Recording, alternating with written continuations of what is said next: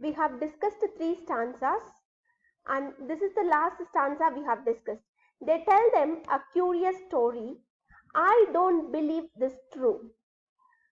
And yet you may learn a lesson if I tell the tale to you.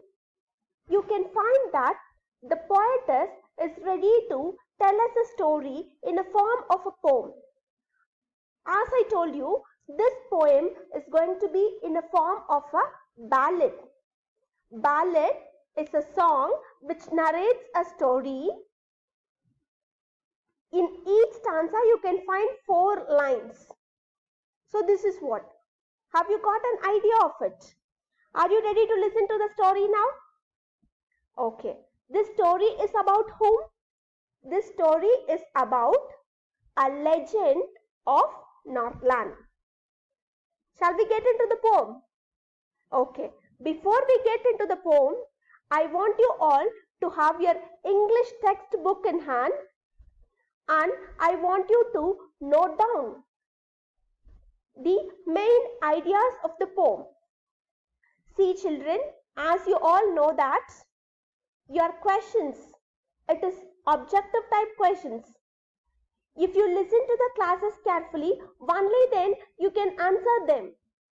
If not, your objective type answers will not be good. You can't expect full marks in exam. This poem is something important from the exam point of view. So be careful with the preparation. Listen to the classes carefully. Shall we get into the next stanza now? Okay. And here I have given you an image of a saint. Try to imagine children, I have given you an image of a saint. Read the poem with me. Once, when the good Saint Peter lived in the world below and walked about it preaching, just as he did, you know. You would have come across this character called saints in Christian stories. When you listen to Christian stories, or when you listen to, when you see a movie based on Christianity, or when you hear something related to Christianity, you would have come across this word called saint. Who is called as a saint? A saint is a man who sacrifices his entire life, who keeps him away from the worldliness. What is called worldliness, children? Worldliness is nothing but we people are worldly now. We think like the etiquette of us is going to speak a lot.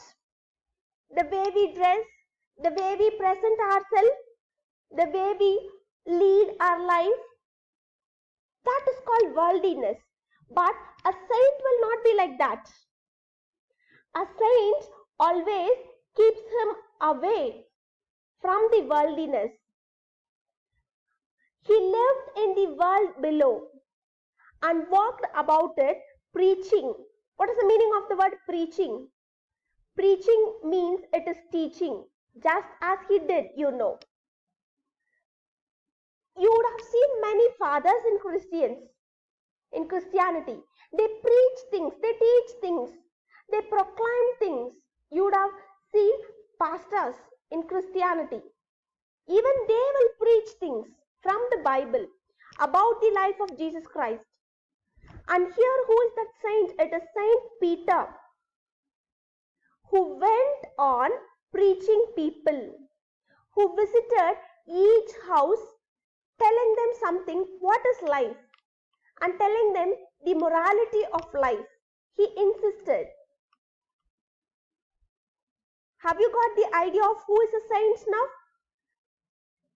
And you used to call in Hinduism as what to say? Sadhus. Sadhus, yes. Fakirs. Next. Here, in the next stanza, he came to the door of a cottage. He came to the door of a cottage. And what did he do? In traveling around the earth. When he was traveling around the earth, where he was traveling, in which area? It is Northland. when he was traveling round the earth, he came to the door of a cottage. You could see that in the image. He came to the door of a cottage, and what he did? You can see in the picture he is knocking, where a little woman was making cakes. In our area, we used to keep our doors wide open. We know the climate of our place, of our locality, we know that it will be hot. So for good aeration, we used to keep it open. But in foreign countries, in abroad, they'll always keep their doors shut. Why? What is the reason? It is because of the extreme cold. They could not open their doors and windows. And they can't keep it wide open. He came to the door of a cottage in traveling round the earth, and he is waiting outside that cottage, where he could see a little woman was making cakes. You may ask me a question. Mom, you are telling that the cottage door is closed, and how can you tell that the woman is making cakes? See children, when you read a story or when you read a poem, it has to be understood as a story and a poem. There is no space for scientific questions. All you have to imagine things. Literature is something, imagination. It takes you to the imaginative world. There is no space for scientific question and there is no space for reasoning. So he knows that a little woman is making cakes and baking them on the hearth. What is called hearth? The surface of the fire. As you all know that in hotels they'll have a stone like thing where they'll prepare dosas, parotas and other things. So it's the surface. It's a surface above the fire where they will heat things. So this Saint Peter, he came to know that a little woman is making cakes. She is baking cakes and he is asking something to her. He came to the door of a cottage in traveling round the earth, where a little woman was making cakes and baking them on the hearth. Again, the same stanza I have given you. The reason is that here I have to show you the picture of a lady who is just baking the cake or who is just making the cake. A little woman who is making cakes. Okay, are you clear with the picturization now? Okay, next what happens? Now you can see, and being faint with fasting. You know that saints will fast often. What is the meaning of the word fasting, children? They don't eat, they fast. Even you people, you will fast during some months. Yes. On days like Saturday, some people will fast. On Wednesday, some people will fast. On Tuesday, some people will fast. If you don't so, your parents will do that, fasting. They just sacrifice one time food. Sacrifice in the sense they don't eat anything. They offer their prayers to God and they don't take anything. That is called fasting. So, and being faint with fasting. So this man, this saint, he had not eaten anything and he is being like fainting. What is the meaning of the word fainting? Becoming unconscious. So he did not eat for a long time and you could see he is going to faint. For the day was almost done. The whole day from the morning he did not eat. And he is in fasting now. That is the reason why he did not eat. So now he is to faint. At that time of faint, he asked her from her store of cakes. So what he is asking? To give him a single one. As he knows that the lady is baking cakes, she is making cakes. Now he is asking her to give him a single one. Are you clear with this? Okay, he is asking her to give a single one from her store of cakes. The saint is asking her. Now what the lady is doing? So she made a very little cake. But as it baking lay, she looked at it, and though it seemed too large to give away, when she is getting ready with the cake, when she is baking the cake, the lady came to know that she looked at it and she came to know that the cake looked big, too large to give him.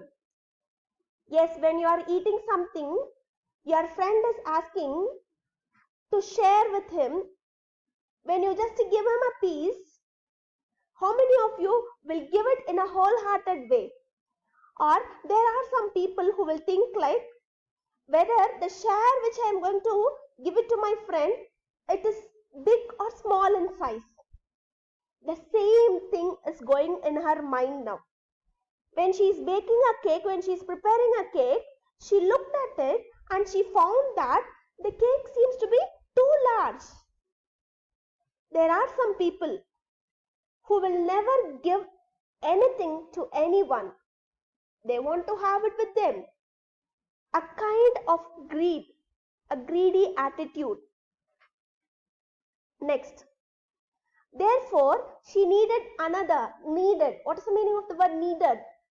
She is just preparing the dough. Okay. Duff. Flour duff. And still a smaller one. She found that the cake which she prepared was big, and again she is going for a still smaller one. But it looked, when she turned it over, as large as the first one had done. When she went for the preparation of next cake, again she found the next cake is also larger in size. Again what she does? Then she took a tiny scrap of duff. Duff means the flour. Unrolled it flat and baked it thin as a wafer. You know how we used to prepare cakes all, okay? She is rolling thing, and she is making it thin as a wafer. We used to take wafer biscuits, a thin layer. But she could not part with that. She is not ready even to offer that small piece of cake.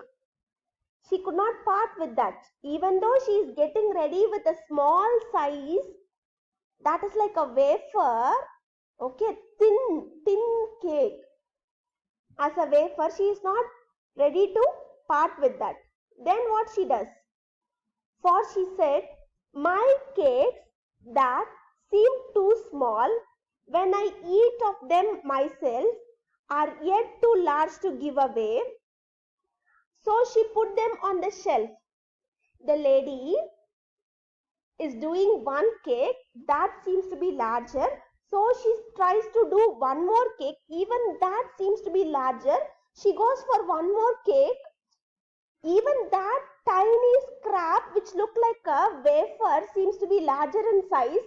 Now this lady, she is not ready to offer any of the cakes. What she is telling now? Okay, she is not ready to give any one cake to him. So she put them on the shelf. See the attitude of being greedy, children. Greedy, being greedy in nature. Being stingy in nature. Stingy, S-T-I-N-G-Y, stingy, being greedy. There are some people who never worry about others. They'll be stingy in nature, they'll be greedy in nature, they'll be jealous in nature. One such lady is this lady who is not ready to offer him any of the cake which she baked.